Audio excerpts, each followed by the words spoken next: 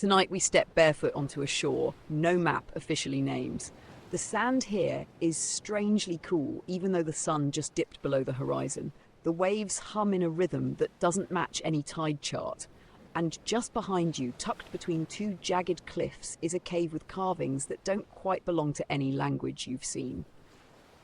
Welcome to the edge of something old. Maybe older than we're built to remember. You've heard of Atlantis, sure. But Lemuria? That's the other one, the quieter one. The one with no ruins you can hold, no proof you can touch, just silence. And silence has a way of getting under your skin. So before you get comfortable, take a moment to like the video and subscribe, but only if you genuinely enjoy what I do here. Let me know your local time and where you're listening from. I always picture you somewhere strange and cozy. Now, dim the lights, maybe turn on a fan for that soft background hum, and let's ease into tonight's journey together. You crouch near the water's edge, watching the Indian Ocean stretch far beyond what your eyes can drink in. Somewhere out there, beneath the waves, between the currents, is the supposed location of Lemuria, or at least one of them. It depends who you ask. Some say it sprawled from India to Australia. Others swear it ran like a stone bridge from Africa to Sri Lanka. Either way, it's not there now. That's sort of the point. The name Lemuria itself wasn't born from ancient scrolls or prophetic dreams. It was coined in the 1860s by zoologist Philip Sclater, who noticed a strange pattern. Lemur fossils appeared in both Madagascar and India, but not in Africa or the Middle East. Instead of suspecting continental drift, an idea that hadn't yet caught on, Sclater proposed there must have once been a lost land, a bridge, a drowned memory. Science has since moved on, of course. Continental drift won the argument eventually, dragging Lemuria into the realm of fantasy. But you know how stories work. Once a land is invented, even by accident, it doesn't go away. It gets rewritten, decorated, haunted. The Tamil people of South India have long spoken of Kumari Kandam, a lost continent swallowed by the sea. They didn't need Victorian scientists to tell them. Their ancient texts, some stretching back 2,000 years, mention sunken cities and god kings, vast empires and sudden floods, and they placed them in the very region Sclater would later label Lemuria. Coincidence? Historians still argue whether the Tamil legends inspired the Lemurian theory, or if it was the other way around. Or maybe, just maybe, some stories are older than science and myth combined. You move inland now, brushing past thick vines and the scent of salt and wet granite. Something hums beneath your feet. Not a sound exactly, more like a pressure in your chest, as if the land remembers too. Lemuria, according to later writers and mystics, wasn't just a place, it was a civilization. And not just any civilization, but a spiritual cradle of humanity. Atlantis may have had crystals and war machines, but Lemuria had telepathy, beings who didn't speak because they didn't need to, cities without doors because no one locked their thoughts. And that's the strange part, isn't it? For a land supposedly long gone, Lemuria feels oddly personal. Not dramatic, not flashy, just silent and close, like someone standing behind you in the dark. There's something deeply unnerving about a civilization whose greatest achievement was thinking without words. Imagine that for a moment. No lies, no miscommunication, but also no privacy. Everyone knowing what you meant before you meant it. Your joy, your guilt, your worst thoughts leaking out like steam from cracked porcelain. And maybe that's why Lemuria had to go. Maybe they got too good at honesty. Or maybe, as some stories hint, they chose to disappear. You probably won't survive this if you think too hard about it. Now the cave you passed earlier looms behind you again, only now its entrance seems wider, deeper. You step inside. The air turns still. The ocean fades behind you like a dream you're trying to hold on to. Somewhere ahead, stone glints in the dark. You run your hand along the wall. It's warm, not sun-warmed, warm like something alive. Symbols snake across the stone in patterns that almost mimic language, but never settle into meaning. You wonder if they're not meant to be read, only felt. Behind you, the ocean still whispers. But here, deep in the hush of vanished memory, you wonder, what else has the sea decided not to give back? You move deeper into the cave, one cautious footfall at a time. The floor slopes gently down, as if guiding you, not forcing you, just suggesting that maybe you've always meant to come here. The air thickens with the mineral smell of wet stone and something else, faintly metallic, like old blood or the inside of a forgotten submarine. Your fingers trail the wall. The carvings are growing denser now, curling and looping in spirals that look suspiciously like waveforms or maybe EEG readouts. The wall hums faintly where your fingertips press. It could be vibration, could be memory. In the 19th century, Lemuria became more than a zoological theory. It started showing up in speculative maps, weird lectures, and the footnotes of philosophers who hadn't quite made peace with Darwin. One of the most persistent ideas was that Lemuria had once connected the Indian subcontinent to Madagascar, a lost landmass swallowed by time or tectonics. The story was especially tempting because it filled gaps not just in fossil records, but in mythology, linguistics, and even bloodlines. You know, small things. The Indian Ocean has always been a strange and restless body of water. Unlike the relatively quiet Atlantic or Pacific, the Indian Ocean has no real polar boundary. It's hemmed in by continents and prone to turbulent shifts. Earthquakes, undersea volcanoes, the kind of geology that moves continents like puzzle pieces, sometimes forcefully and sometimes without a sound. Still, the actual science doesn't quite cooperate. Geologists explain that any landmass the size of Lemuria would leave behind clear tectonic signatures, submerged crusts, or fragments we could trace. And we found none of that. No continental plate, no leftover edge, just oceanic crust stretching as far as sonar can reach. Which is awkward since we've also found other things. Like what, you ask? Good question.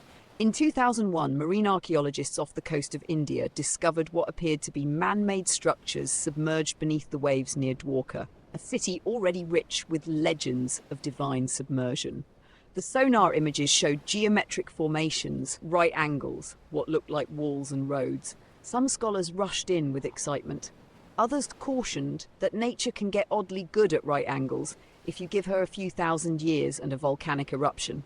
Historians still argue whether those ruins are proof of a sunken city or just wishful thinking carved in coral. You reach a chamber now, wide domed, the ceiling lost in shadow. Your breath echoes weirdly here, as if the air's reluctant to carry sound. You speak a word just to test it. It flattens, smudges, like talking underwater. This is the part in the documentary where the narrator says, acoustic properties suggest this space was designed to mute the spoken word. You're not in a documentary, of course, but you're starting to wish you were. Lemuria was supposedly a land of harmony, not the feel-good kind, but literal resonance. Later occultists claimed its cities were tuned to frequencies. Buildings vibrated with calming tones. People didn't need music. Their thoughts made melody. And silence? That was their cathedral. You wonder what happened to a people who trusted silence so much. Maybe they forgot how to scream. Or maybe when the ocean came, they never tried.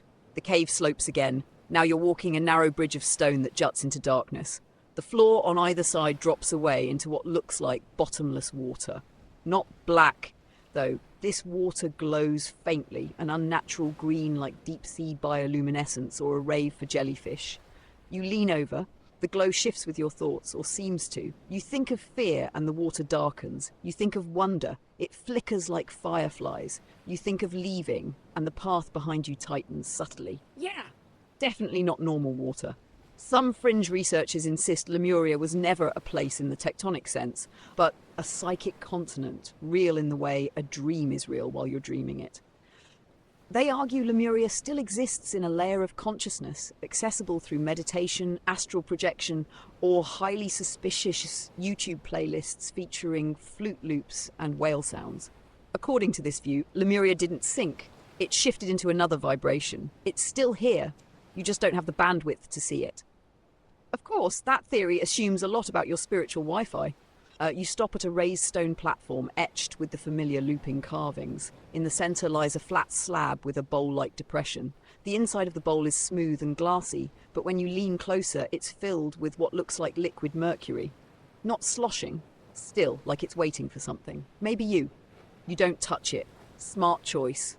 Instead, you sit. The air is warmer here. Not uncomfortable, just womb warm, deep, enveloping. Like the world took a breath and hasn't let it out yet. You close your eyes. For a moment you hear nothing. Then quietly you hear yourself thinking. But it's not in your voice. It's higher, older. It says nothing urgent, just a gentle suggestion that you've always belonged to something deeper than land or blood or breath. And maybe you have. The walls hum again. You're not sure if it's real sound or just neurons clicking in tune. Either way, something in you remembers. You're not alone in this cave, but no one else is here. Keep still, trying not to think too loudly. It feels like your thoughts could echo off the walls and wake something ancient, or maybe just embarrass you. The kind of embarrassment that comes when a room full of silent beings suddenly hears you mentally reciting a snack order or replaying a cringe memory from 2012. But nothing stirs. No one laughs. The mercury bowl continues to reflect nothing. Still, the sense of being observed remains, as if the stone itself is curious. You rise, finally, and make your way along the path again, deeper into the heart of the cave. You pass carvings that look more intricate now, more deliberate, like they were meant for someone who didn't need to read with their eyes. Some of the symbols pulse faintly when you walk past them, like motion-triggered glyphs. One of them, shaped like an open palm, actually feels warm as your shoulder brushes it. You don't touch it again. In 1888, Helena Blavatsky, a founder of the Theosophical Society, published The Secret Doctrine, a book that took the vague bones of Lemuria and wrapped them in esoteric flesh.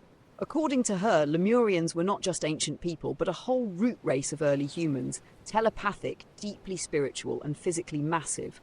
They lived in harmony with the earth, used no tools, and reproduced in a way that somehow managed to be both confusing and alarmingly poetic. Blavatsky claimed they had a third eye, not metaphorically, but an actual organ on the back of the head that allowed direct perception of spiritual truths. Historians still argue whether Blavatsky was interpreting ancient myths, inventing them entirely, or simply borrowing heavily from various Eastern traditions and spicing them with Victorian flair. Either way, her vision of Lemuria stuck. It spread through occult circles, yoga retreats, and poorly designed websites with cosmic backgrounds and blinking star gifs. And somehow, in all the madness, it made people feel connected to something bigger, bolder, quieter. You reach a circular room with what looks like a pool in the center. Not water this time, but perfectly smooth obsidian. A single beam of light somehow cuts through the cave roof and the center of the pool, illuminating nothing, yet reflecting everything. Around the edge of the circle, etched into the stone, are what appear to be names. Not in any language you recognize, but they feel like names. You step closer, your reflection meets you. It's not quite right. It moves when you do, sure, but its eyes don't blink when yours do. It tilts its head slightly off-beat. You blink. So does it. Late, delayed, like it's buffering. Then it smiles. You back away slowly. The reflection fades, returning to the usual obedient physics you're used to. You pretend that didn't happen. That tends to work for now. Another hallway leads you downward, deeper still. The air grows denser. It smells old, not musty, not rotten, just ancient, like papyrus and forgotten breath. There's a story, half remembered from the old Lemurian mystics, about the syllable that could shatter stone. It was said the Lemurians possessed a kind of spoken frequency, a single sound that could reshape matter, not just destroy it, reshape it, make it soft, make it flow, make it dance. The syllable was taught only to the wisest among them, and only after they'd mastered the art of silence. You reach a doorway that seems to have been formed, not carved, by such a sound. The stone curves like it melted and then rehardened, leaving no tool marks. No chisels, just intention. Inside, the chamber widens again and the walls are covered in circular etchings, layered and rippling like sound waves captured in stone.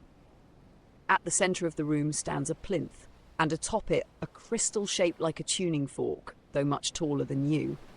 The kind of tuning fork you'd use if the earth itself needed to hold a pitch. Fringe scientists have tried to tie Lemuria to ancient sound technology, frequencies that could levitate stones, heal the body, open portals. Mainstream archaeology says that's nonsense, of course, but even they admit many ancient structures, from India to Peru to Egypt, contain resonance chambers. Rooms where sound doesn't echo randomly but harmonizes. Spaces where a hum becomes a chord. You wonder quietly what the tuning fork was meant to play. You don't strike it, but you hear something anyway. A distant tone, high and sad, like a song you forgot you loved.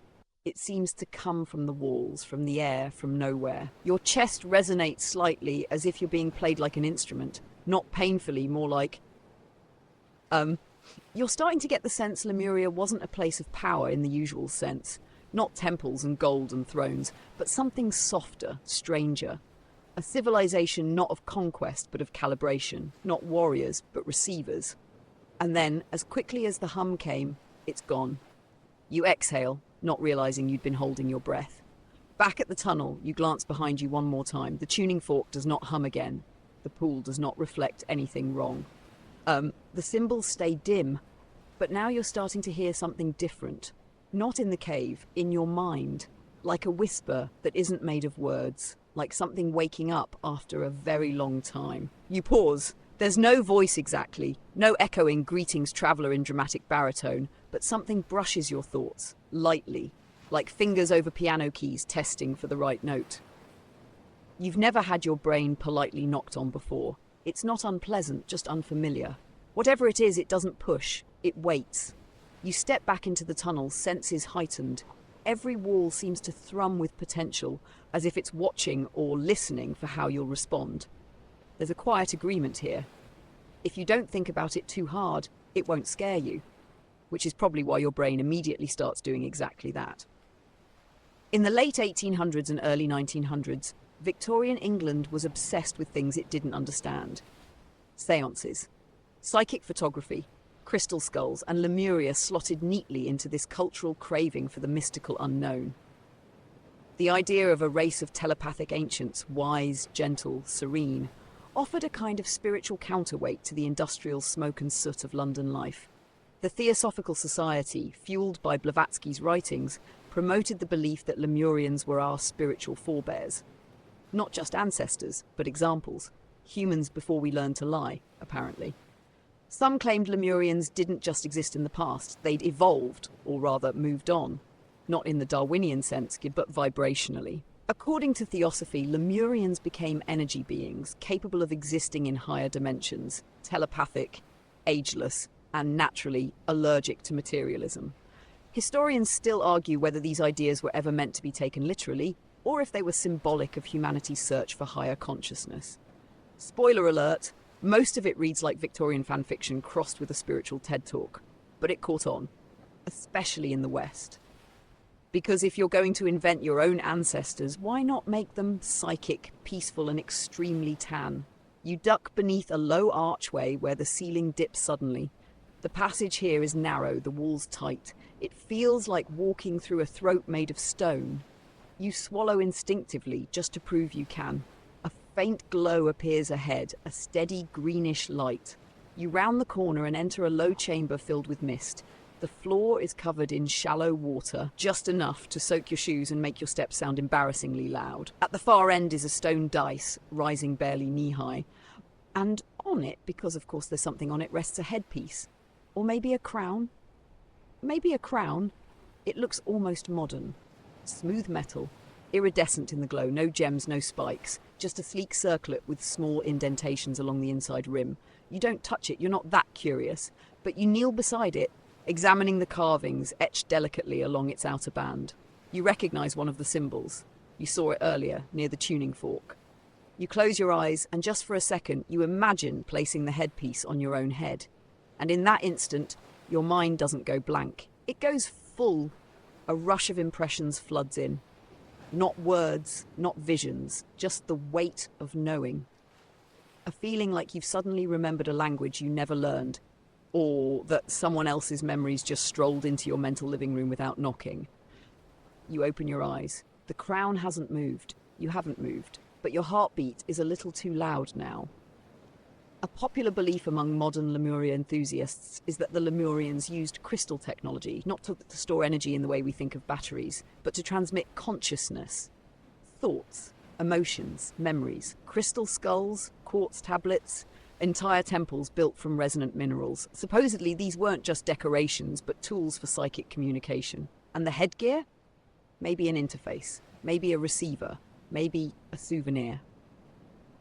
Fringe researchers have pointed out that certain megalithic sites across the Indian Ocean region, including those in India, Sri Lanka, and Madagascar, align in suspicious ways with solstices, lunar cycles, and even each other.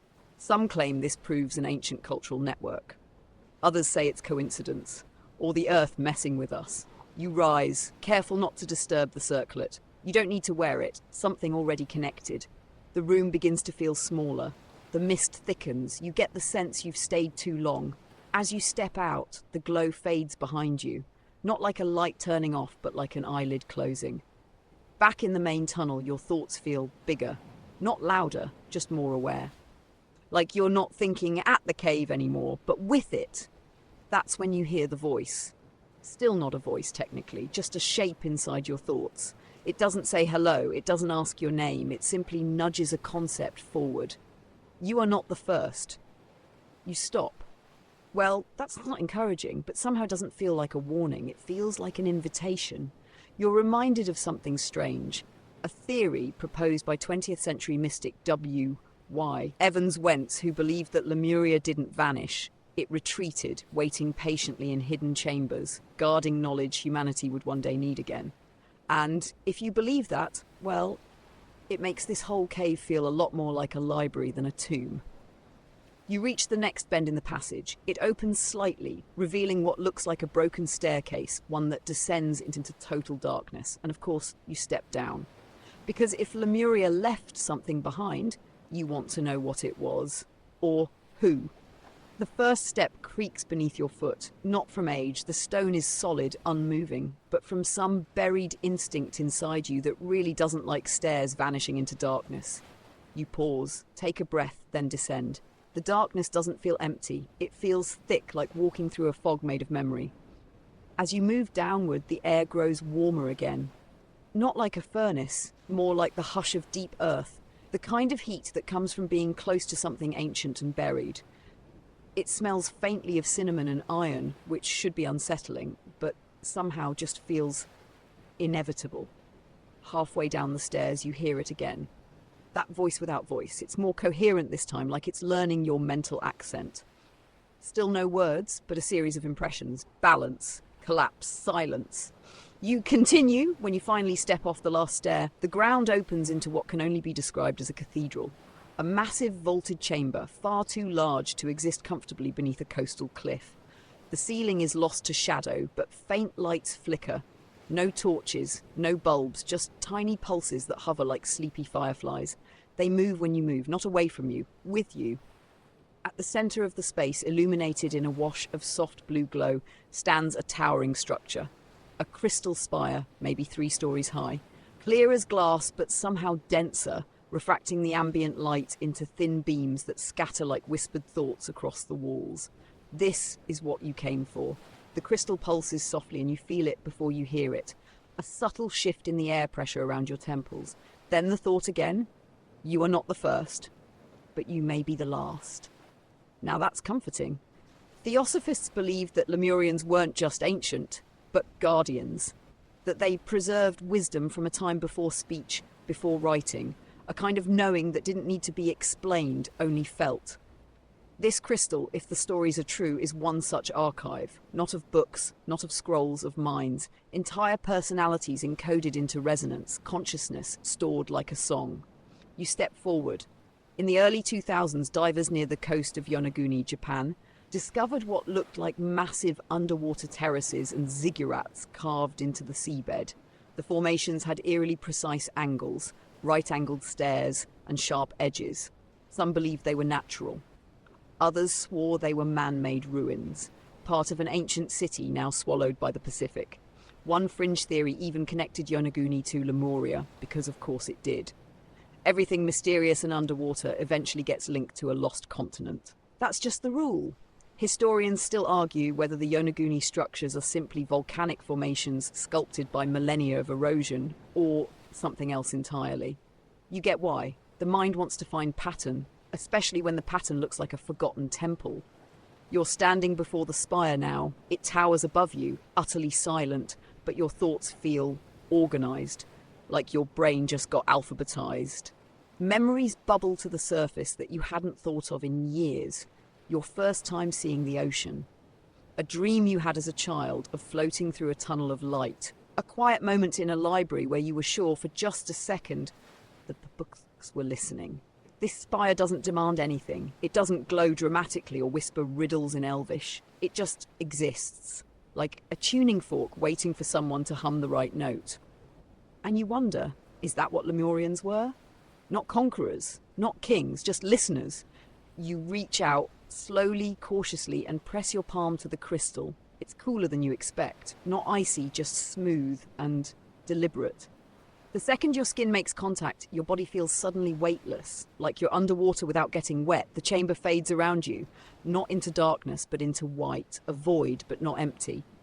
You're standing, not physically, but somewhere mental, in a white space where forms shimmer at the edges, shapes without mass, thoughts without bodies, and they're watching, not judging, not hostile, just aware of you, like elders watching a child navigate their first day in a library. And then one of them steps forward. Again, not steps, more like emerges.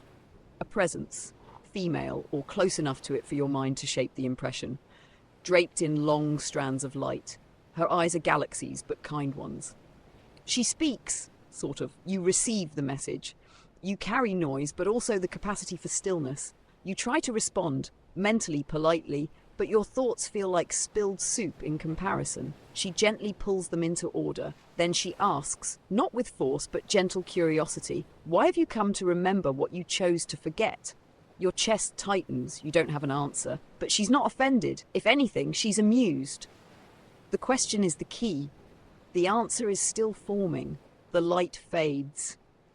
You're back in the cathedral chamber. Your palm is still pressed to the crystal. You step back, heart thudding in your ears. The firefly lights pulse again, just once, as if in acknowledgement. Whatever you just did, it was allowed, maybe even invited. You turn toward the far end of the room. Another passageway waits. The air here is cooler again, and for the first time in a while it feels like it's leading up. So you follow it, because Lemuria, it seems, isn't done with you yet. The corridor ascends in a slow, spiraling incline, carved not like a tunnel, but like something grown. The walls curve inward and outward in irregular rhythms, like the inside of a shell or the folds of a brain. You press your palm to the stone, still warm, still pulsing, like somewhere deep in the rock a heart beats. You don't rush. The cave doesn't seem to want that. This is a place of slowness, of long memory and soft footsteps. You walk in silence, and the silence accepts you. According to fringe Lemurian lore, silence wasn't just cultural, it was sacred. The Lemurians, being telepathic, didn't rely on sound the way later civilizations did. In fact, speech was considered primitive, a tool for those who hadn't yet mastered thought discipline. Some texts suggest that the spoken word was even dangerous among Lemurians, too blunt, too messy. There are stories of early sound plagues, where ill-formed thoughts spoken aloud could cause sickness, distortion, even death. This might explain the ancient Lemurian saying, translated, of course, as "speak only when thought fails." Historians still argue whether this idea sprang from ancient mythologies or was entirely invented by mystics looking to add gravitas to silence. But the metaphor stuck. And now, as your shoes press against damp stone in a corridor that seems built by intention rather than engineering, you wonder how much of that metaphor might have once been reality. You emerge into another chamber, smaller this time, circular. At its centre lies a dais with a pedestal, and upon it something remarkably simple, a clay tablet. It looks almost modern. Rectangular, smooth edges, a faint shine like baked glaze. No ornate carvings this time, just a spiral pressed into the surface, looping inward again and again, never quite touching the centre. You step forward, curiosity nipping at your heels. This is what some scholars believe to be the key. The spiral. It's a recurring symbol in Lemurian lore, often seen in theosophical illustrations and channeled drawings from New Age enthusiasts. The spiral represents more than a design. It's thought to mirror the movement of consciousness, always inward, always deeper, a form without end, an idea that doesn't terminate, only refines. As you reach the tablet, something odd happens. You remember it, not like, oh, I've seen this in a documentary, no. You remember touching it, once. Somewhere else. Maybe not in this life, maybe not in a life, and then the whisper returns. The syllable awaits, but first you must forget your name. Charming. Still, there's something comforting about this cryptic weirdness now. It feels less like a threat and more like a test. Not of knowledge, but of capacity. You touch the spiral. It's warm, of course it is. A flicker. A jolt, not painful, just bright. Like someone struck a tuning fork inside your brain. Suddenly, the spiral isn't just a shape, it's a sound. Not heard, but understood. Like music played inside your thoughts, the tone curves inwards, growing softer as it descends. Not louder, deeper. You stumble back, blinking. The room is no longer empty. Surrounding the pedestal are 9 figures, transparent, their forms barely more than shimmering distortions in the air.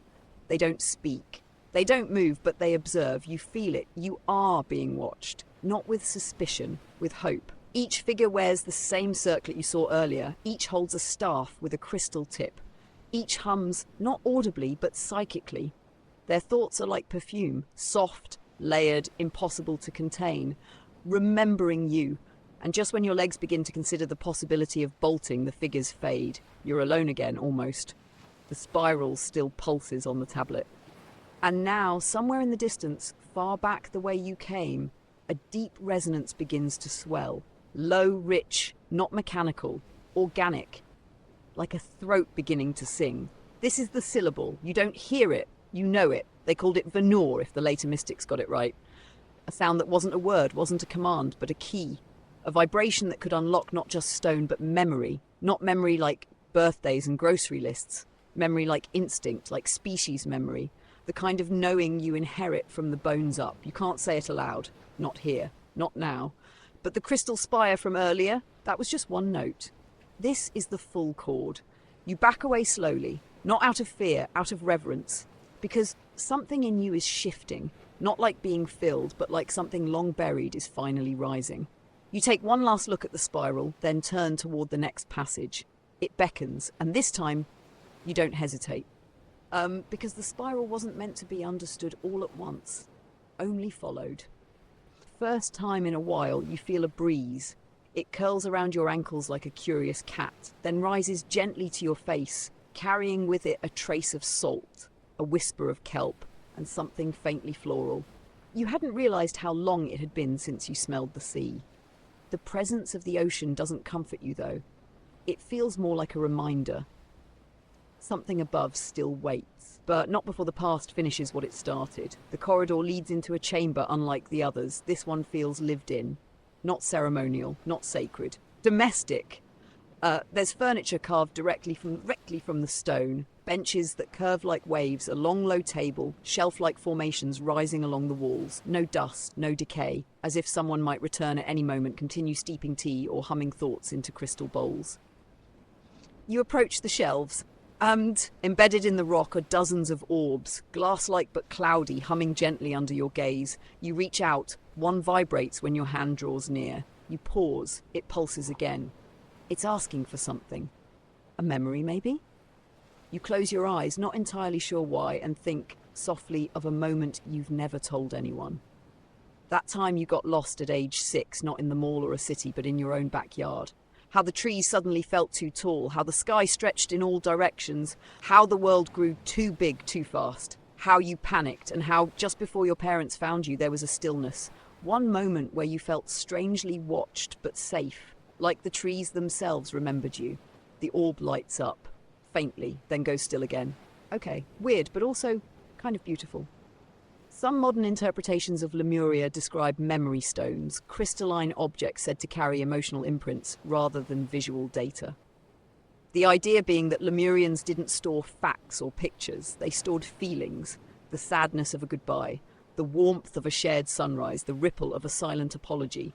Each orb a diary of emotion, available to those who could feel rather than read. Historians naturally aren't thrilled with this theory. You can't carbon date a mood. But the idea persists, especially in places like Mount Shasta, California. Yeah, let's talk about that. Mount Shasta has long been considered the North American hotspot for Lemurian activity, at least in spiritual circles. Beginning in the 1930s, stories began to circulate of robed, tall, light-skinned figures seen walking near the mountain's summit, vanishing through sheer rock or disappearing into hidden tunnels. These figures were said to speak without moving their lips, radiate calm, and leave behind a faint scent of, get this, lotus.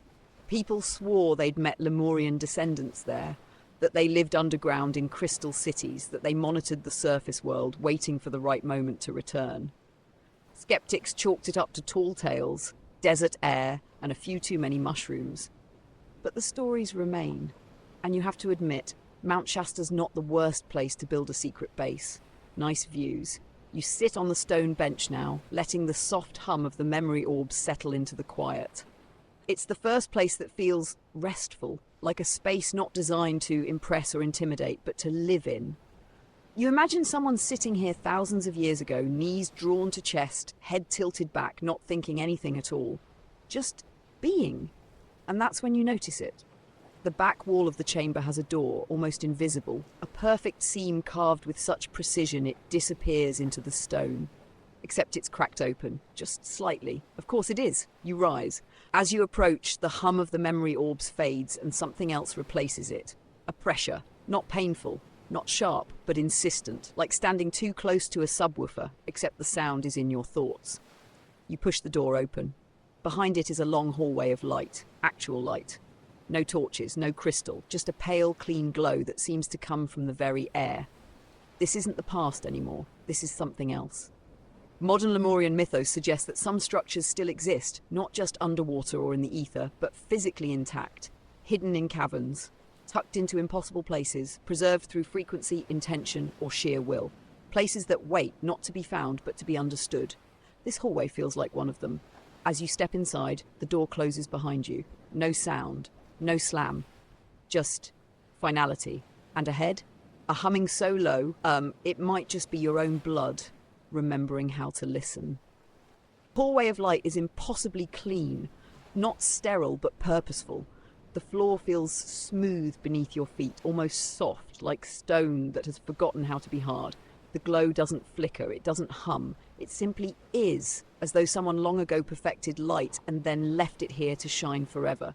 You move slowly, there's no hurry. The air smells of nothing now, not salt, not earth, just clarity. You're not even sure if you're breathing anymore, or if the hallway is doing that for you. Eventually, the corridor widens into another chamber.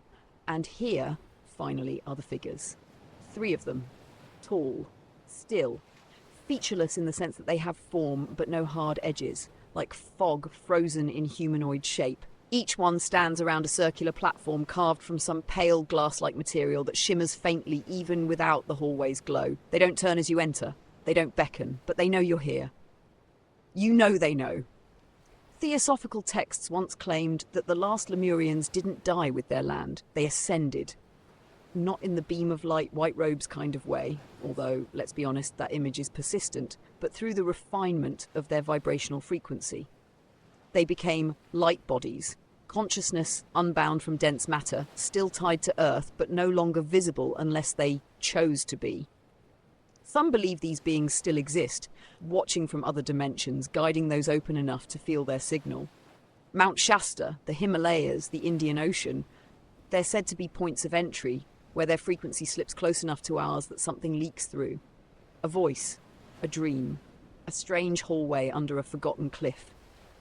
Historians still argue whether any of this qualifies as mythology, religion, or elaborate fan fiction, but to those who felt it, labels don't matter.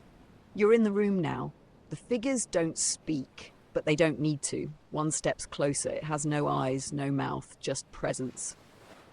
You still wear your voice, the thought says. You nod or think you do. You will need to put it down before the next part. You hesitate, but then slowly you try something new. You quiet your thoughts. Not just silence them, but release them. All the commentary, the stray memories, the internal narrator that's been rambling this whole time. Gone. The figure steps aside. The circular platform begins to glow. Not brightly, just enough. You approach and the platform pulses as your feet land on it. The moment you stand at its center, the room changes. The walls dissolve, not literally, but perceptually. You can still feel the floor under your feet, but visually you're no longer in a room. You're in a sky. No, above a sky. You see the earth below, oceans and clouds moving in hypnotic slowness. But you also see it in a way no satellite image ever captured. You see memory, The earth as it once was, before cities, before stories, just blue and green and breath.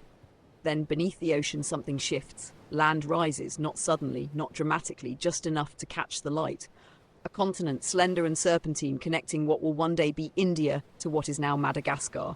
No mountains, just plateaus, forests. Structures made of stone and crystal, glowing in the moonlight. Lemuria! You're not seeing it, you're being it. You feel minds, millions of them, woven together, not through voice, but intent. People who do not lie because they cannot, who greet each other by gently opening their thoughts like hands extended palm up. It is beautiful. It is also fragile. You sense the tension. Not war, not in the way we understand it, but disagreement, a disruption in harmony. Some minds want stillness, others want change. Some want to hear, others want to speak. The first spoken word is uttered, and everything changes. It doesn't bring destruction, it brings difference, individuality, ego, art, fear, love, grief, emotion, no longer pooled and shared, becomes private. Some embrace it, some resist, some cannot adapt, and Lemuria begins to thin. Not in landmass, but in presence. The platform beneath you pulses again, and the vision fades. You're back in the room, the three figures are gone. But in their place is a doorway. This one is open. You pass through it, heart steady. This isn't about proof anymore. It's about remembrance, and you're starting to remember everything you never knew you'd forgotten. Doorway opens not into another stone chamber, but into open air. You blink. It takes a moment to adjust. You're standing on what feels like a stone balcony, or maybe the edge of a cliff. Before you stretches a vast ocean, but not the one you arrived beside. This sea is calmer, glossier, almost dreamlike in how still it lies under the bruised purple sky. The stars overhead are too many, too bright. You realize quickly they're not our stars. The constellations are all wrong. Either you've stepped into a memory or into a version of Earth that only Lemuria remembers. The platform you're on is suspended somehow above this ocean. No visible supports, no walls, just a broad ledge carved in concentric rings, each band etched with symbols that shimmer faintly. You walk slowly, following the rings inward, until you reach the center. A single, smooth orb hovers there, not resting on anything, just floating. You hesitate, and that's when the thought enters. What is built from silence cannot die in noise. The orb pulses once. You reach out, not to touch it, but just to acknowledge it. A gesture of presence. The orb responds by unfolding, not physically, but mentally. You feel yourself sliding into it like a hand into water, and suddenly you're under the ocean again, but not drowning. You're floating above a massive city, more geometry than architecture. Spires shaped like crystals, homes grown in spirals, walkways that hum with life but show no movement. You feel the thoughts of its inhabitants, not directed at you, just ambient. A whole civilization whose background noise is empathy. You drift downward. Beneath this underwater city is a vast field, rows of stones, each glowing dimly. They stretch out like gravestones, but they're not. They're something else. Memory tombs. Here lies every Lemurian who willingly shed their body. Not in death, but in transition. When the voiceless grew tired of form, they transferred their thoughts, every sensation, dream, mistake, into these stones. Not to be worshipped, not to be mourned, to be consulted. And suddenly you know, this is what Lemuria left behind, not ruins, not treasure, but conscience, a living archive of soul patterns, stored in perfect resonance. These were the telepaths modern myth loves to reduce to alien weirdos, but they weren't alien. They were honest, brutally, peacefully, lovingly honest. Then, as if the memory knows you've seen enough, the scene shifts again. You're above the ocean once more. Only now, you're watching it change. The skies grow dark, the harmony breaks, not from war, not from invasion, from imbalance. One legend claims that Lemuria didn't sink in a single moment, but faded slowly like a candle starved of oxygen. The earth shifted, the tides changed, the energy, once balanced between sun and moon, tipped too far toward heat or fear or speech. And the Lemurians, those who could not adjust, let go. They didn't fight the ocean, they folded into it, chose silence over struggle. Historians still argue whether this story represents an actual cataclysm or a philosophical metaphor for the death of a value system. But either way, it fits. Sometimes civilizations don't fall because of what they did wrong. They fall because they refuse to change in a world that wouldn't stop changing. You open your eyes. You're still standing on the glowing stone platform, the orb now pulsing quietly beside you. And beneath you, in this strange sky-lit world, the ocean remains still. But for a moment, just one, you catch a glimpse beneath the surface. Ruins, not broken, not abandoned. Sleeping, waiting. You step away from the orb. It dims. And in the air now, a new feeling enters. Something bittersweet. The realization that some knowledge isn't lost. It's hidden, not from us, but for us, until we learn how to listen again. You step back from the orb and the air around you shifts. Cooler now, heavier with a kind of soft gravity, as if this place is gently nudging you onward. You look to the side and notice another path. This one not made of stone, but light. A glowing ribbon of steps floats just above the ocean's surface, leading toward a distant island or spire, or maybe just the edge of whatever dream memory you're inside now. You follow. Each step hums as your foot lands, not loudly, but like a welcome. And with each one, something rises inside your mind. Not a memory, exactly, but a sensation. A sense of familiarity. Like you've done this before. Maybe many times. Maybe this isn't your first Lemurian memory walk. Some modern fringe theorists believe that certain individuals carry the genetic or spiritual echo of Lemurian ancestry. Not in the literal DNA sense, although you'd be surprised how many websites promise to test you for that, but in the sense that memory can imprint through bloodlines, rituals, or even dreams passed down through generations. According to these believers, people born with particular sensitivities, empathy, intuitive knowing, that eerie feeling of déjà vu while staring at the ocean, might be unknowingly accessing Lemurian residues. Emotional residue, psychic leftovers from a time when thought wasn't private. Historians, of course, point out that empathy doesn't require ancient telepathic ancestors to exist. But you know what? The sea doesn't ask for permission to be deep, and neither do dreams. So maybe the truth is somewhere between science and sleep. You reach the end of the light path. It leads to a platform carved into a rock that barely juts above the waterline. At its center stands a tree. Yes, a tree. Twisting, silver-barked, and somehow still alive despite being surrounded by salt water and moonlight. Its leaves shimmer with an iridescent hue like oil on water. When the wind catches them, they ring softly. Each chime is a note. Each note feels like a thought you haven't had yet. You sit at the base of the tree, the trunk is warm, and then you hear it again. The voice. Not in words, but in pure emotional transmission. You brace for riddles or enlightenment, but instead what it gives you is laughter. A soft, delighted chuckle. Not at you, but with you. You're doing better than most, it says. You smile, because yeah, you probably are. The tree continues. You have forgotten nothing. It is all here. We only held it for you. And suddenly you understand. Lemuria wasn't buried beneath the ocean because of disaster. It was given to the ocean. Entrusted to the one force on Earth that always remembers, always returns, always connects everything. Water. They didn't hide their knowledge in vaults or towers. They whispered it into the waves. That's why people dream of Lemuria when they hear the ocean at night. That's why some children draw spiral cities they've never seen. That's why some adults cry while staring at coastlines they've never touched. Because somewhere deep beneath the conscious mind, something ancient still ripples, something Lemurian. You lean back against the tree, its branches sway, and for a second you see faces in the leaves, flickers of memory, not yours but offered freely. One looks like a man with glowing tattoos who breathes underwater. One is a woman whose skin shimmers like mother of pearl and whose eyes reflect stars. One is you, not as you are, but as you were. Curious, calm, connected. Then the tree says one more thing. Your blood remembers, but now your mind does too. You close your eyes, the sound of the chimes fades slowly, as if the wind has finished its sentence. When you open them again, you're standing. The tree is gone. The sea is dark now, calm and ordinary. But something inside you has changed. You've remembered something sacred. And it didn't come in a prophecy or a dream. It came in silence, in listening, in letting go of what you thought you needed to know. You turn back to the path. The light is gone. But you're not afraid, because now you know the way. You begin walking, not on a glowing path this time, not on carved stone, but across soft earth. The ground beneath your feet feels different now. Less like a place, more like a memory of a place.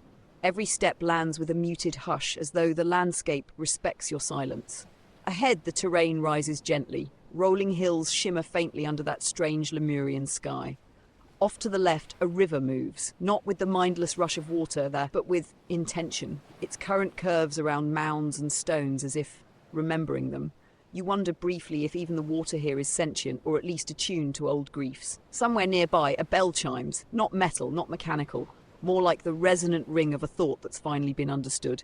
You crest the hill and see it, a city, or what's left of one, not broken, not ruined, just paused. Silent towers of crystalline material stretch skyward, catching faint reflections of the stars. Walkways made of translucent stone weave through lush, overgrown gardens that bloom despite no visible sun. It's not lifeless, just waiting. You step into the city. Immediately you feel it. No people, but not empty. You pass a small platform surrounded by what look like metallic reeds. As you walk past, the reeds hum, not in recognition, but in response. They hum your thoughts back to you, rearranged into harmony. A song you didn't mean to write. You laugh softly, and the city sings it back. This, you realize, was the way Lemuria communicated, not just individually, but collectively. Not by talking, not even by thinking, but by resonating. Emotions became tones. Tones became structures. The city you walk through now was once built not with tools, but with feeling. Literally shaped by collective intent. One theory, never popular in academia, but deeply loved in spiritual circles, suggests that the great Lemurian cities weren't constructed in the traditional sense at all. They were manifested, as in a group of synchronized minds focused on a single intention, safety, community, beauty, and the crystals of the earth responded. Grew themselves into shelters, towers, homes. It's absurd. And yet here you are, walking through structures that look suspiciously grown rather than built.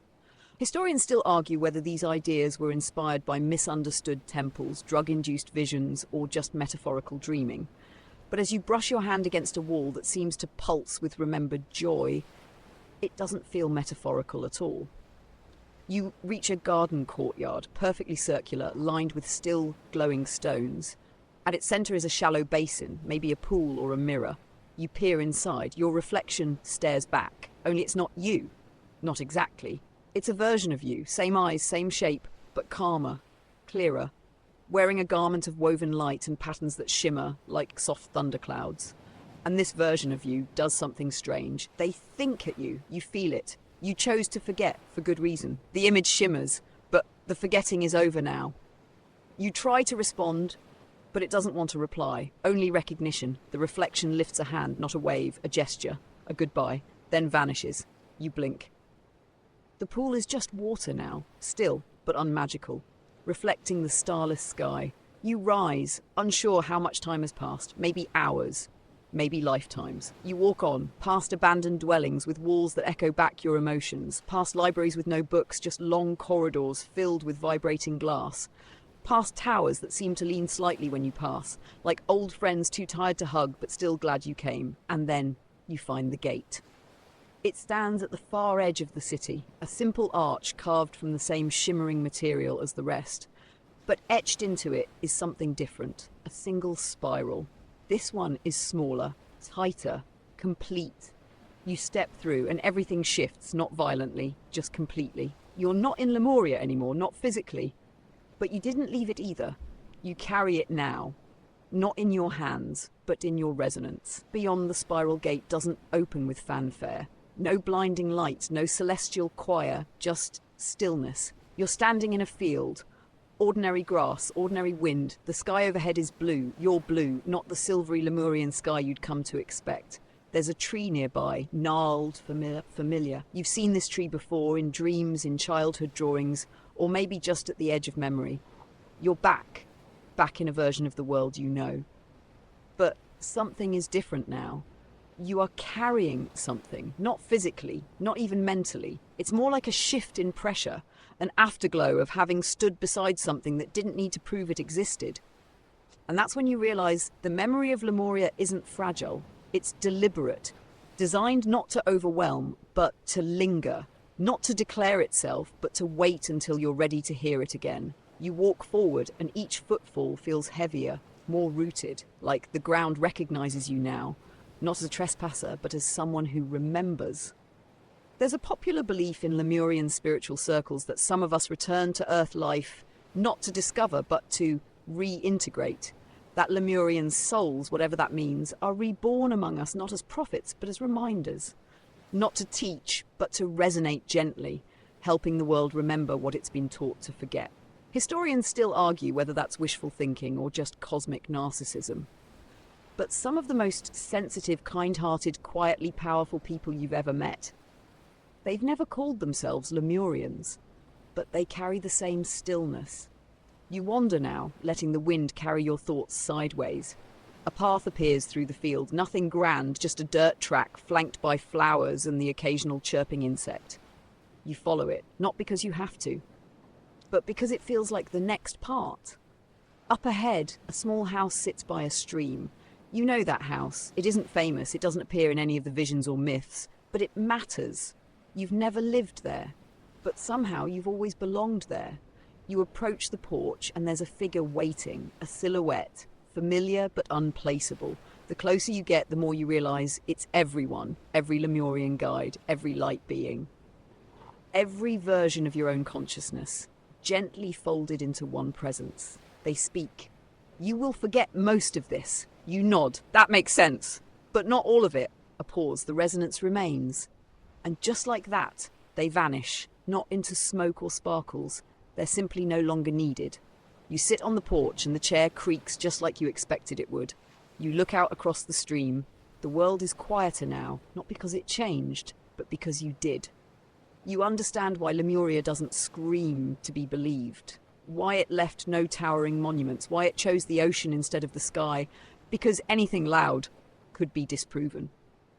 But resonance? You can't argue with what you feel when the world is silent. The river murmurs, the wind hums through the grass, and somewhere very faintly, just under the skin of reality, a spiral still turns. You wake up, only you never remember falling asleep. You're still seated on the porch of that small, impossible house by the stream. The chair beneath you hasn't moved. The air is cool and damp, like morning after a heavy rain, though no rain has fallen. The world has that strange hush to it, the kind of hush that usually comes with snowfall or revelation. For a moment you wonder if the whole journey was a dream. But then you notice the spiral, etched faintly into the wooden arm of your chair, just like the one on the tablet, subtle, worn, as though your hand's been resting on it forever. You run your thumb across it. It hums, faintly, like a string tuned just slightly off. But it's there, a memory in texture. There's a belief among those who study Lemurian myths that the civilization encoded itself into more than just crystals and caves, that they left their mark in the patterns of nature itself. Spiral galaxies, nautilus shells, tornadoes, the curl of a fern leaf. Not just symbols, but resonance triggers. Designs that activate long dormant knowing when observed in silence. Historians still argue whether this is mysticism hiding in a lab coat or just humans projecting sacredness onto math. But the next time you see a spiral on a coffee mug, in a hurricane satellite image, in the swirl of your fingerprints, you'll pause, just for a second. You stand up and stretch. The sky overhead is warm now, real-world warm. A soft gold hue spreads across the field. Somewhere, a bird you recognize sings its morning song. The porch creaks as you step off, and the sound feels unusually loud in this new stillness. There's a path again, different from before, leading downhill toward what looks like a forest edge. You follow it. As you walk, you pass stones half buried in the earth. They don't glow, they don't hum, but you feel them anyway. Quiet witnesses. Old friends who have nothing left to say, but everything left to be. And then the forest swallows you. Not menacingly. It's a kind forest. The trees are tall, but not towering. The branches form a gentle canopy, the kind that filters light into those soft rays you see in paintings, but rarely in real life. The air smells like soil, like green, like memory. You walk until the path opens again into a clearing. At the center stands a massive stone disc, flat and wide, resting like a sundial without a gnome on. Carved along its outer edge are spirals, dozens of them, some tight, some loose, all interlocking, all pointing inward. This is the map, Not to Lemuria's location, but to its pattern. You kneel beside it, and for the first time something inside you clicks, a deep alignment, a realization that Lemuria was never a place to be found. It was always a pattern to be remembered, in how you speak, in how you pause, in how you listen to someone, not just their words, but their resonance, and in how you hold space for silence without needing to fill it. You sit there for a long time, just tracing the spiral paths on the stone. There's no final message, no great reveal, no buried artifact that unlocks everything, just the quiet, and the quiet is enough. Eventually you rise, because you understand now. The city didn't sink, the people didn't vanish, they changed form.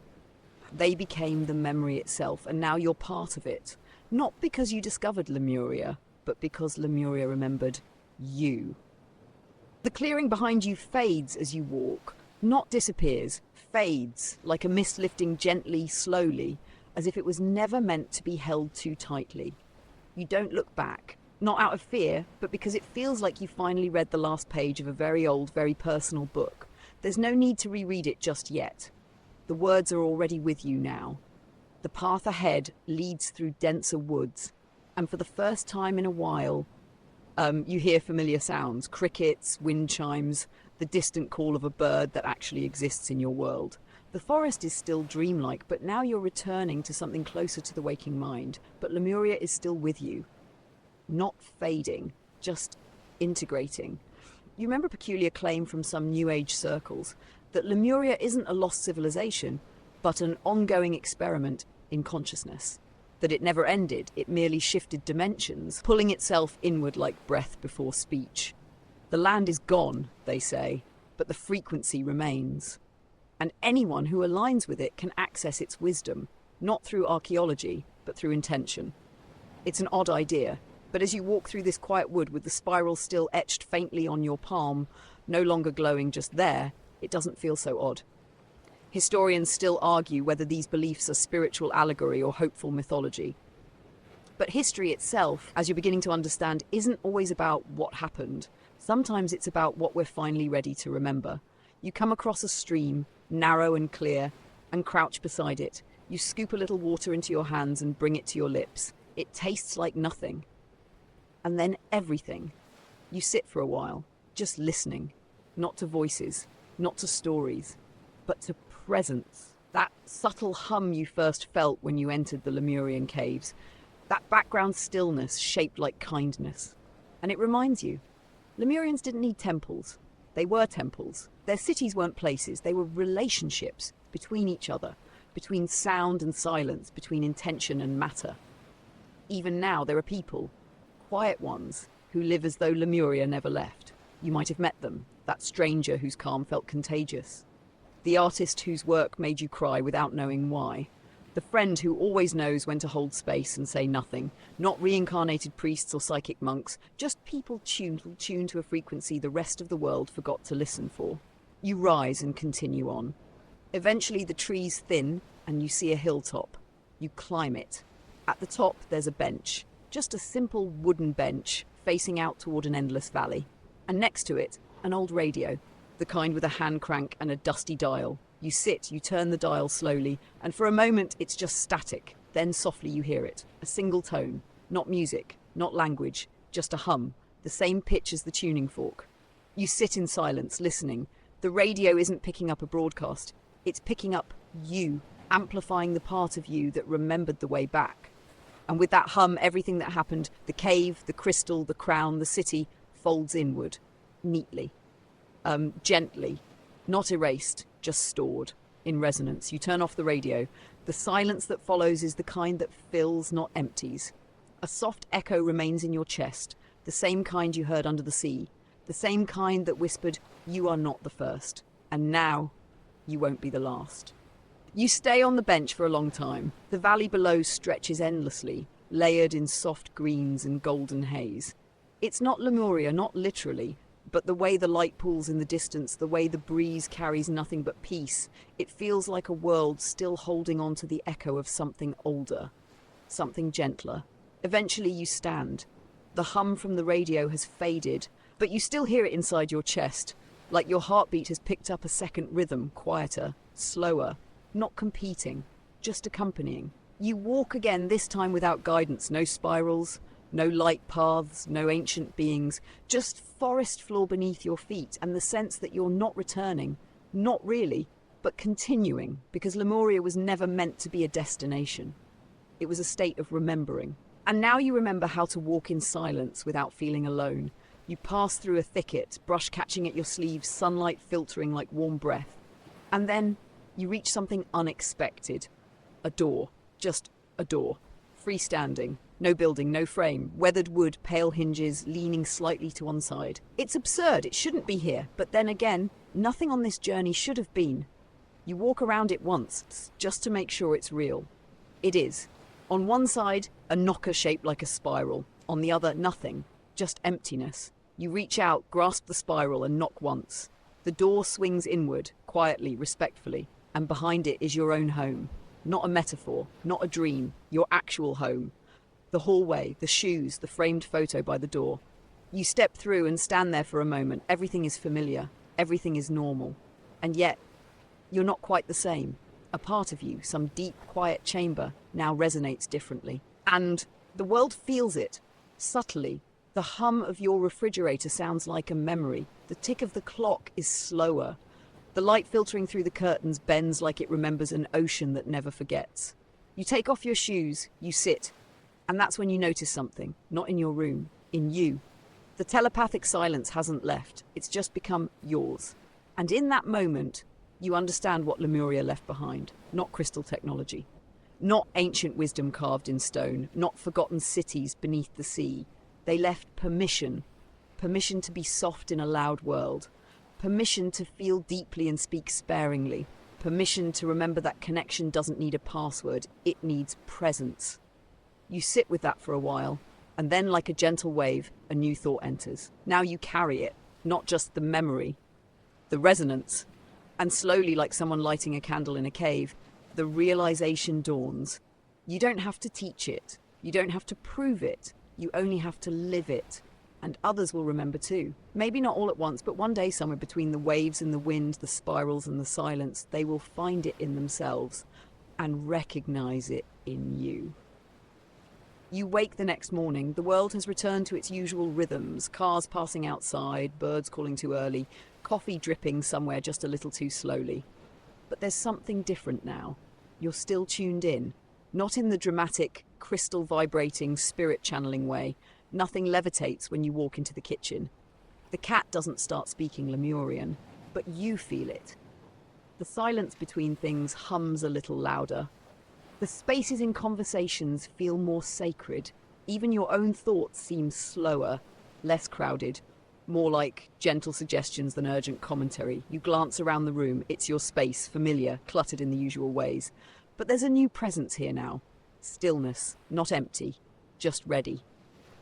You sit for a moment at your kitchen table and let your mind drift. And as you do, you remember something odd. A line from an obscure Lemurian text, passed down not in stone or scripture, but in whispered meditation. The first gift is attention. The second is non-interruption. At the time, it didn't strike you as profound, but now you realize the Lemurians didn't value silence for the sake of quiet. They valued it as a gift, to hear someone without shaping their story, to witness without offering your own conclusion. That was their strength. That was their technology. Not crystal computers, but presence. You sip your coffee, now strangely sacred, and your mind flickers back to the spire in the deep chamber, to the hum that aligned your breath, to the orb that remembered you better than you remembered yourself. You wonder how much of that was real. And then the better question. Does it matter? There's a modern tendency to dismiss what can't be catalogued. If there are no GPS coordinates, no drone footage, no fossil record, then it didn't happen. But Lemuria wasn't built for hard drives or spreadsheets. It was built for memory, the kind that lives in fingertips and feelings, the kind that doesn't show up on charts but returns in dreams, or déjà vu, or the sudden urge to hum a note you've never learned. And maybe that's why Lemuria had to disappear. Because the modern world didn't forget it by accident. It forgot it on purpose, because it was too soft, too slow, too unprofitable. But now, you stand up and walk to the window. Outside, someone is helping an elderly neighbour with groceries. Across the street, a child is sitting quietly under a tree, whispering to no one in particular. A bird lands on the windowsill and stares at you for a second too long. And the air vibrates gently, not because Lemuria is coming back, but because it never left. It's been waiting. In every act of empathy, in every word held back to make space for another, in every moment someone listened, even when they had something very clever to say, you touched the glass, and in the back of your mind, that familiar voice returns. The resonance is safest with the quiet ones. You smile. You don't need to post about this. You don't need to prove it happened. You only need to remember how to listen without noise, how to speak without volume, how to exist without armor, and maybe, just maybe, how to help others hear the hum again. The following days unfold like silk, not because the world changes, but because you do. The emails still pile up. The news is still loud. Traffic, bills, deadlines, they all remain faithful to their chaotic routine. But you move through them differently, slower, more deliberately, like a tuning fork that's been struck once and now resonates through every action. When you speak, you notice the pauses. When others speak, you feel their meaning before their words. And sometimes, when everything goes still, you catch yourself smiling at nothing. It's not euphoria. It's not mystical bliss. It's recognition that Lemuria was never meant to replace the world, but to remind it. You find yourself more drawn to water these days. Lakes, baths, even rain puddles. There's something magnetic about the shimmer on a surface, the way reflections distort then realign. You never thought of water as memory before. But now you can't unthink it. There's an old Lemurian proverb passed through the mouths of mystics and half-forgotten scrolls. When you are ready, the water will speak. Historians dismiss it as metaphor, but you've started listening to rivers differently. One evening, while sitting beside a quiet creek, you begin to hum. No tune, no plan, just a low, gentle tone. And the water responds, not with words, not with splash, just a shift in current, a subtle curve, as if it's adjusting itself toward you. You don't tell anyone about this. It's not that kind of story. Besides, the world doesn't exactly reward soft things. It likes loud certainty, shiny answers. But Lemuria never offered answers. It offered questions worth sitting inside. You start seeing spirals everywhere now, not just in nature, but in people's gestures, in the way someone curls their hair when nervous, in the way a couple leans in toward each other at a cafe. In the way a baby traces a loop with their finger on a window. You once thought Lemuria was something beneath the ocean. Now you know better. It's something beneath awareness. A frequency that we step in and out of, like shadows. Most people brush past it without noticing, but every now and then they linger, and that's when you recognize them. The other rememberers, you pass them in elevators, grocery aisles, online comment sections. They don't shout.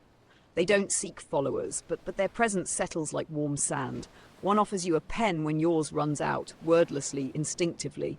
Another opens a door you didn't know you needed, and every time you feel it, that spiral hum, soft and sure, echoing just under the noise of the world.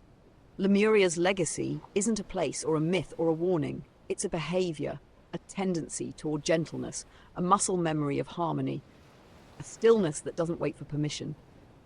And now that you've remembered it, you can't unremember it. Not that you'd want to, because this isn't something you were meant to hold on to. It's something you were meant to become. Weeks pass. Not all of them are peaceful. There are arguments, deadlines, the occasional heartbreak. Your phone still rings, traffic still honks, people still forget to say thank you. Some days you forget too. But through it all, something stays. A resonance. Not constant, not dramatic. Just present. Like a lighthouse in the fog, or a thread tucked quietly through the lining of your life. On a particularly loud afternoon, you step away from it all, into a bookstore. The kind with creaky floors and too many ladders. You don't know what you're looking for, but the books do. They always do. You end up in the metaphysics section. Naturally. A slim, dusty book practically falls into your hand. The title isn't remarkable. The cover is sun-bleached. But as you flip it open, a phrase catches your eye. The telepath's greatest strength is the silence they never break. It hits you harder than expected. Because now you understand, Lemuria's code of silence wasn't just about reverence or spiritual elegance. It was about protection, about restraint, about choosing not to inject noise into spaces where empathy might grow. You've met these people in your life, ones who listen with their whole being, who absorb chaos without reaction, who choose stillness instead of certainty. They're rare, but they're everywhere. You buy the book not because you need it, but because it feels like a handshake across time. Later on your walk home, the world is golden again. That hour when the sun makes even parking lots look holy. And you remember something from the journey. The woman of light who stood in the crystal cathedral and didn't speak, but said everything. You carry noiso, the capacity for stillness. You didn't realize then how hard that would be. Stillness doesn't mean absence. It means choice. To witness without rushing in to fix. To feel without flooding the space, to let others find their own spirals even if it takes them a while. You reach a familiar corner, a grocery store, a crowd, a child in full meltdown, a parent holding it together, barely. You pause, not to help, not to judge, just to anchor. You hum, softly low, the same note you learned beneath the sea, and for a moment the air softens, just a little.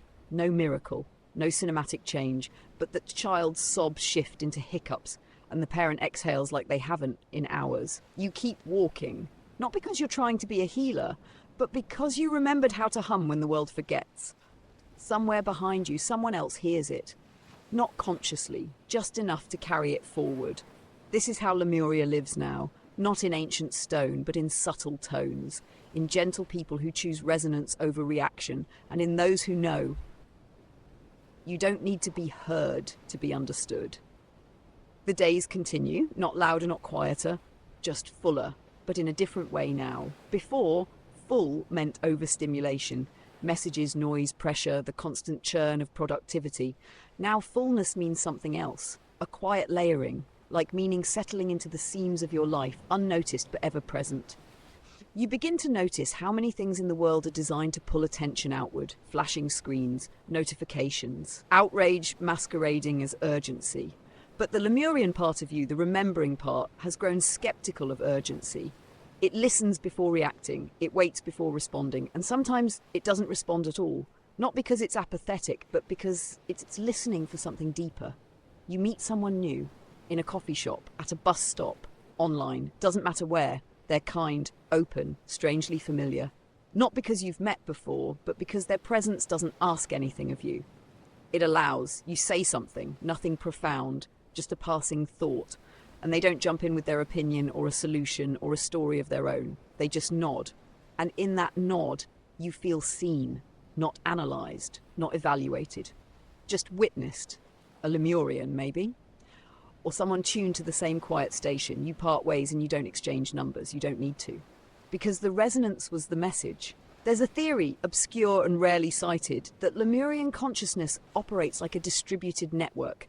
Not central, not hierarchical, but like mycelium, hidden beneath, connecting, whispering under the surface of life. And every time someone remembers, even for a breath, the network lights up.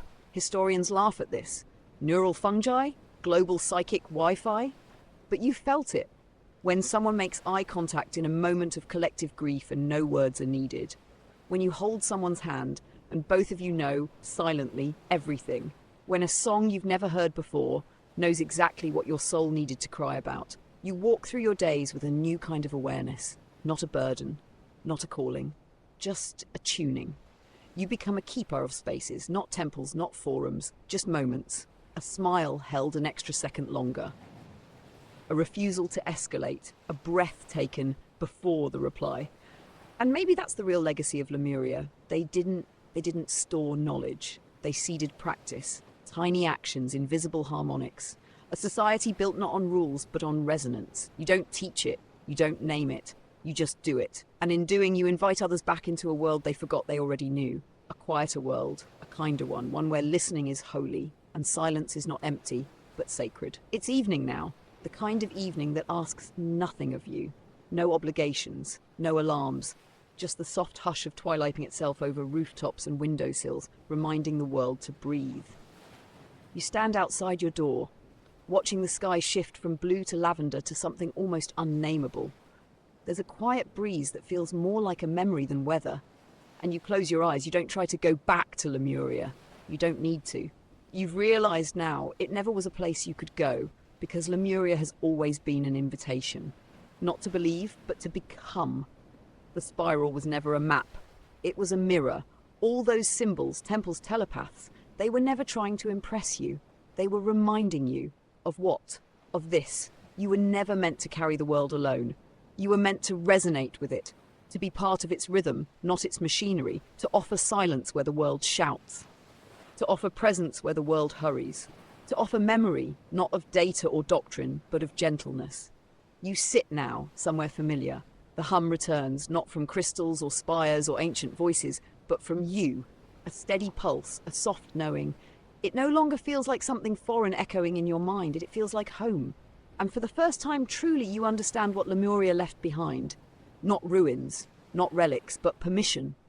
To move through life without needing to conquer it. To feel without apologizing. To listen without waiting to reply.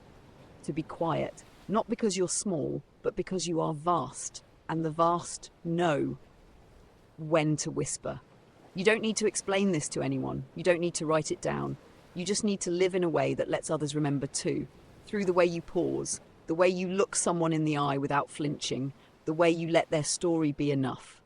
Because someday someone will sit beside you and they'll feel it, the resonance, and maybe, just maybe, they'll say nothing. But you'll both know.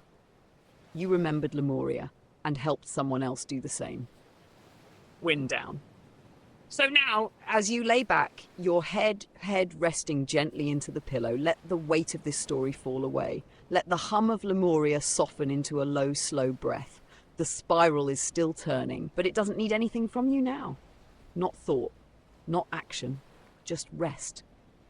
The oceans are still out there, cradling secrets too deep for language. The stars above still blink softly, old friends who've watched civilizations rise and fall. And beneath them, you rest, not separate from the story, but part of it. You don't have to carry it all tonight.